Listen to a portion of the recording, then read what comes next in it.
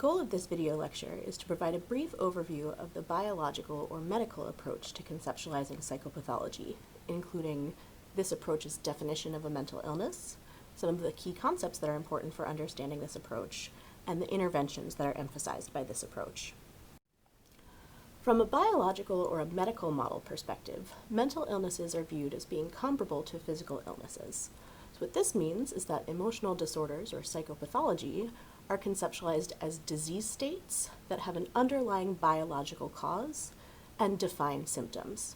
So this assumes that there's an underlying deficit or dysfunction in the underlying physiological processes that lead to normal behavior, and that this deficit or dysfunction is responsible for the symptoms that we observe that characterize mental illnesses. Many of the key concepts for understanding the biological approach are related to understanding the physiological processes that might be related to the development of psychopathology. One important area of research from a biological or a medical perspective is understanding potential genetic contributions to psychopathology. So an emphasis in studying the relationship between genes and mental illness and psychopathology, there are a number of questions that researchers ask. So one is whether we can identify particular genes that are associated with increased or decreased risk for mental illnesses. But in many cases, when we're talking about genetic contributions, we're not talking about single genes. Instead, mental illnesses tend to be what's called polygenic, which means that multiple genes and interactions among multiple genes are related to the development of psychopathology. It's also important to consider that there's not necessarily a one-to-one relationship between the genes a person has and the symptoms that they experience or whether or not they have a mental illness. So there can be a difference between a person's genotype, so the genes that they inherit, the chromosomes that they have, and their phenotype, or the way that those genes are expressed. An important concept for understanding this is the concept of a gene-by-environment interaction. So a gene-by-environment interaction is a case where the expression of a gene, so the phenotype that is expressed, depends upon the environment that an individual is exposed to. So in this case, we're talking about genetic contributions to psychopathology or genetic contributions to symptoms, but that relationship isn't necessarily straightforward. The relationship between the genes a person has and the symptoms that they experience is going to depend on the environment that they are exposed to. So this is an example of a gene-by-environment interaction for a specific gene that we're going to talk about in more detail when we discuss depressive disorders. This is called the serotonin transporter gene. There are two different versions of this gene. There's a short version and a long version. And what we know is that having a short allele for this gene is a risk factor for depression, but it turns out that it's only really a risk factor for depression in the context of stressful life events. So as you can see from this graph, individuals who report having no stressful life events tend to report the same level of depressive symptoms regardless of which combination of alleles of the serotonin transporter gene they have. In contrast, as individuals experience more and more stressful life events, individuals who have one or two short alleles of the serotonin transporter gene report higher and higher levels of symptoms of depression compared to individuals who have two long alleles of the serotonin transporter gene. So we can think of the short allele as a genetic risk factor for depression, but without stressful life events, someone with the short allele is not at any greater risk for depression than someone who does not have a short allele. So in this case, the phenotypic expression of depressive symptoms depends upon the environment that someone with a particular genotype is exposed to. Another important mechanism to consider from a biological perspective is potential differences in brain structure. So here we are considering whether differences in the structure of the brain, which might include damage or degeneration to parts of the brain, could potentially be related to the development of symptoms of psychopathology. So this is an example from a study looking at individuals with psychotic disorders, specifically schizophrenia, that we'll take a look at in more detail when we talk about psychotic disorders. On the left, we have a healthy control patient with no mental illness. And on the right-hand side, you can see a structural view of the brain of an individual with a psychotic disorder. And you can see significant degeneration of the brain, and you can also see enlarged ventricular volume, which is also indicative of decreased brain matter. So here is a case where we can identify some potential differences in the structure of the brain that could be.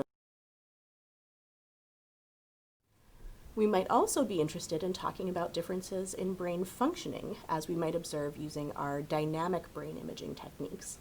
So in this case, we might not be seeing structural differences in the brain, but we might be interested in understanding underlying patterns of brain activity that could be potentially related to symptoms of psychopathology. For example, are there specific regions of the brain that are more active in individuals experiencing specific symptoms, or that are potentially less active in ways that might help explain why that individual is experiencing those specific symptoms? We might also be interested in neurotransmitter functioning. So remember from introductory psychology that neurotransmitters are the chemical messengers of the brain. This is how neurons communicate between one another. So we can have a range of problems with neurotransmitter functioning that could be related to problems with behavior and experience. These might include an excess of neurotransmitters, so having too much of a neurotransmitter. We might also have deficits of neurotransmitters. And there are a range of ways in which these problems can occur. They can occur at the point of a deficit in production of a neurotransmitter, so if not enough of a neurotransmitter is being created. When we think about the synapse, we can have problems with the release of neurotransmitters into the synapse where not enough is being released. We can have problems with the reuptake of neurotransmitters. So remember that many neurotransmitters are sucked back up by the presynaptic neuron so that that neurotransmitter can be reused later to continue to communicate with other neurons. So you can have abnormalities in neurotransmitter reuptake. Many neurotransmitters are broken down in the synapse by various enzymes, so abnormalities in the breakdown of those neurotransmitters can result in excess levels of neurotransmitters or deficits in levels of neurotransmitters if you have enzyme activity that is too high. And you can also have problems on the end of the receiving neuron where you can have problems with the receptors and the binding of neurotransmitters. So there are a really wide range of potential dysfunctions in neurotransmitter functioning that can potentially be related to the development of symptoms of psychopathology. So from a biological or a medical perspective, our interventions are designed to target these underlying physiological deficits or dysfunctions. Many of our medical interventions are psychopharmacological interventions. These are medications that are designed to address the underlying pathophysiology. So these might include drugs like neurotransmitter agonists that mimic the effects of a specific neurotransmitter. They might include neurotransmitter antagonists, so drugs that block the effects of a specific neurotransmitter. They could also be drugs that work on the enzymes that are related to the degradation of neurotransmitters in the synapse. So for example, they might promote more efficient breakdown of neurotransmitters in the synapse to lead to decreased levels of a neurotransmitter in the synapse. Or they might inhibit the breakdown of neurotransmitters in order to result in higher levels of neurotransmitters available in the synapse.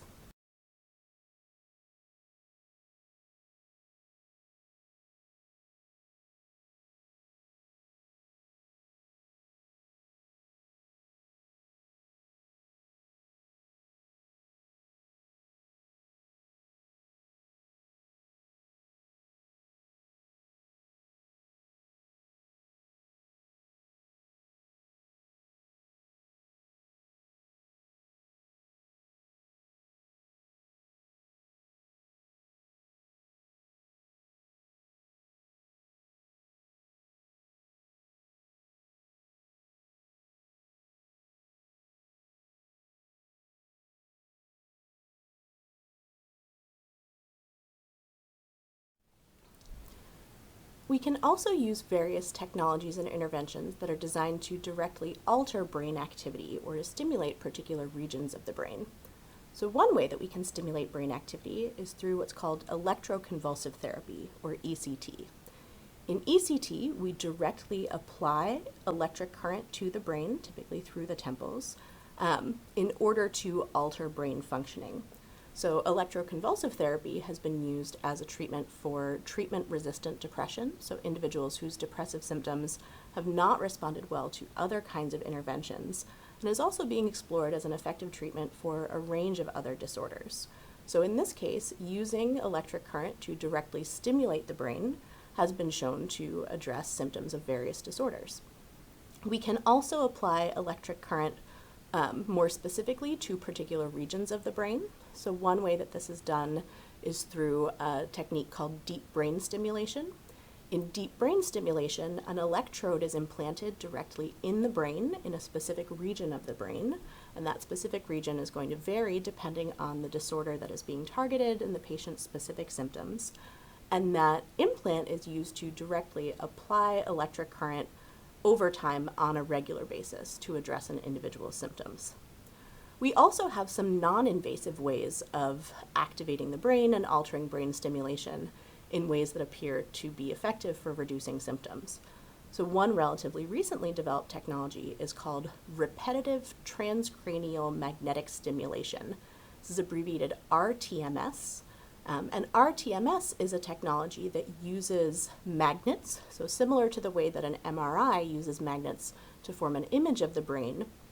In RTMS, we use magnets to non-invasively alter the pattern of brain activation in a way that appears very promising for addressing symptoms, particularly of depression. So all of these different approaches to brain stimulation address symptoms of psychopathology by directly altering brain functioning. And finally, another medical intervention is that we might directly alter brain structure. So if abnormalities in brain structure are related to symptoms, psychosurgery and directly changing the structure of the brain to address these problems is one potential way in which an individual's symptoms could potentially be addressed.